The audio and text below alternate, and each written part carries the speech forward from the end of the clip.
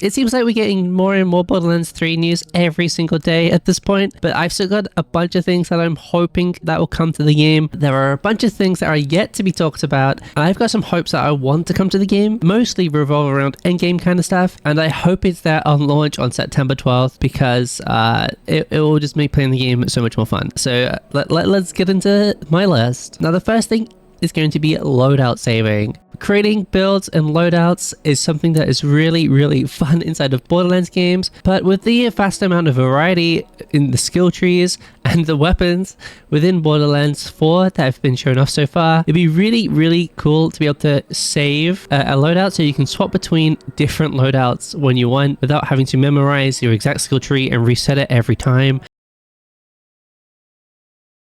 If that's in the game, can swap your loadout to a predefined one. It's still costing the same amount it would for a respec. It will just automatically save your skill points. I also think locking it to something like the new U machines means you won't be able to do it mid, like Vault, for example. So you can't have like a mob loadout, then swap at the boss to a boss loadout. You can change your weapons, of course, in your inventory like usual, but you wouldn't be able to change your whole skill tree on the fly. You'd have to, you know, do it on purpose, but it just makes it way easier. I have a mod for this in BL3, and I think it's about time we get something. You can save a build, and then 3 months later you can go back to it without forgetting what you even did in the first place. The next one is going to be no immune phases. As a long-time player of Destiny, inside of that game, they are retroactively adding in immune phases to bosses that didn't have them because of power creep within the game. Players are able to kill bosses quicker and quicker, so in order to get player retention up, they're making them, they're literally adding in immune phases to bosses, which I don't think is fun. If you are able to make a build that is able to one-shot a boss, or, you know, with it, kill a boss within 2 seconds, you should be rewarded for creating that build. And if the devs don't like it, that's their balance problem. Now, I do want to make things clear, totally okay with things like we have seen in the Vault that has been played already by a bunch of people, where the creature goes into the cocoon and it's technically immune because you can't damage the boss. I think that mechanic is more than fine. You still have the opportunity before that happens, before it cocoons, to kill that boss, because it doesn't go immune. It triggers a phase, but you can kill it before the phase comes into effect. So I think that is fine. If you have a damage window and you're able to kill within that damage window, that is fine. Let's say if you trigger 50% health on the boss, it automatically stops taking damage. That's a problem. If the boss is on my screen, I should be able to shoot it. The next one is going to be weighted ammo drops. This is my biggest annoyance, especially with the slaughterhouse inside of Borderlands 3. Let's say you've just been using shotgun and SMG for the most part, and you've still got a couple of other weapons that you're kind of cycling through, but those are your main two. And between rounds, you just don't get enough ammo back because you're getting like rocket ammo spawn, even though you've not shot a launcher at all. It's just annoying. And then by the time you're at the end, you've got like no ammo for anything. It's so annoying. I'd really like to see weighted ammo drops. They might have talked about this, I'm not 100% sure. If you're low on an ammo type, it's more likely to spawn inside of chests and stuff, as opposed to other ammo. That would just be so nice. Next one is going to be loot attunement or focusing. Because of the wide variety of guns, gun parts, and everything else inside of Borderlands 4, it would be really nice if there was a way to slightly manipulate that RNG in favor of something that you are looking for. This is one of the few good things Destiny 2 added in its last year or so. The ability to target farm. So let's say you really are looking for a Hellwalker inside of Borderlands 3 and you really want that to drop. Just for an example, you can get a consumable item that will increase the drop rate of legendary shotguns. So that way when you farm the boss that has the Hellwalker, it is more likely to spawn in the shotgun. It increases the drop chance of the shotgun or something like that. Or maybe it can be done by manufacturer parts or something along those lines. That way you are more likely to get it. Obviously it will cost them. And obviously rolling parts is annoying, so maybe there can be some kind of a focus on parts you want to get on top of guns, maybe like torque affinity. Maybe you pledge to Torg, and his parts will start dropping a bit more randomly, a bit more often on weapons and stuff. The things, because I really like the variety. If we can get more focus into the things that we want out of the loot pool as opposed to things that we don't want, that'd be really cool. Otherwise, it's going to take a long time to get exactly what you want. Nudge the RNG in the direction that you want it would be really cool. The next one might be a little bit controversial, but can we not regrind gear over and over again? In Borderlands, whenever there's a level cap increase with the DLC, all of your gear becomes less powerful because it is not at the new gear cap. So you have to go and get all the gear that you had to be at the new level cap, which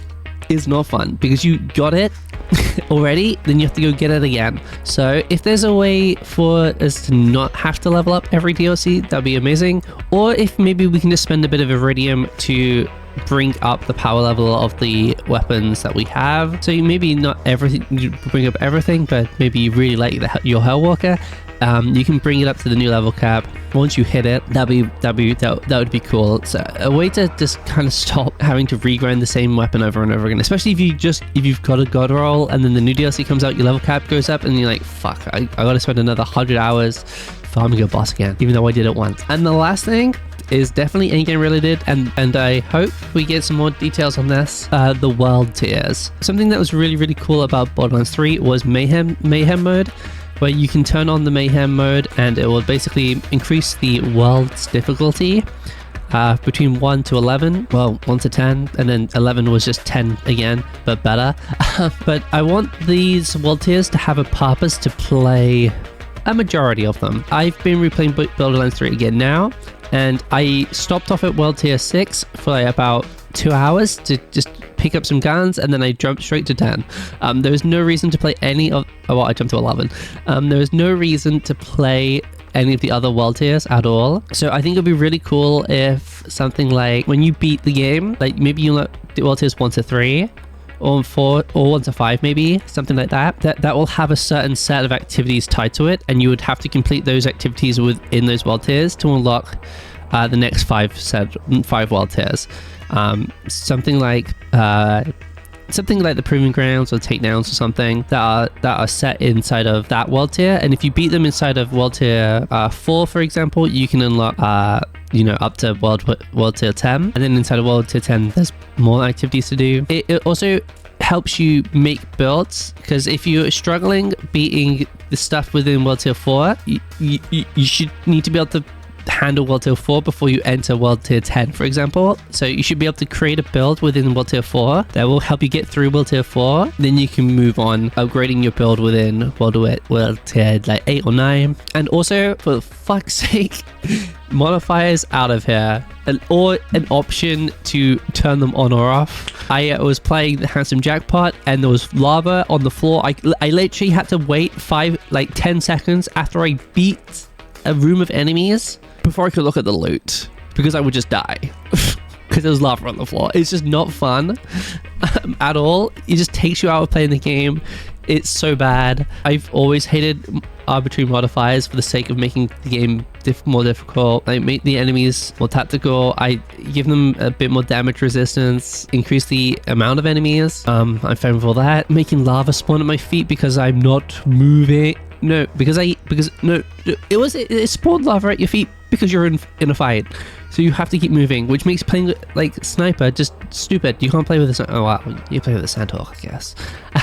You get my point. Modifiers should be optional if they do exist, and if you have them on, maybe you can get an extra benefit to loot drops, or maybe you get a slight, maybe like a 10% increase in money or iridium gains or something. So there is a reason to have them on if you want. Most people will just want on or off for the most part. If it is a toggleable option, maybe extra iridium gains or loot percent chance or something like that. It doesn't feel like it's completely useless to have it off. Those are my big hopes and dreams for Borderlands 4. If any of these things have actually been touched on and I've just missed it, please let me know in the comments. And also, you should subscribe, okay? This is a brand new channel. I want to do a bit more Borderlands content. I want to put out a bunch more videos before BL4, and I want to put out a bunch of BL4 videos when it does come out. Please, please, please hit the subscribe button, and I hope to see you guys in the next one.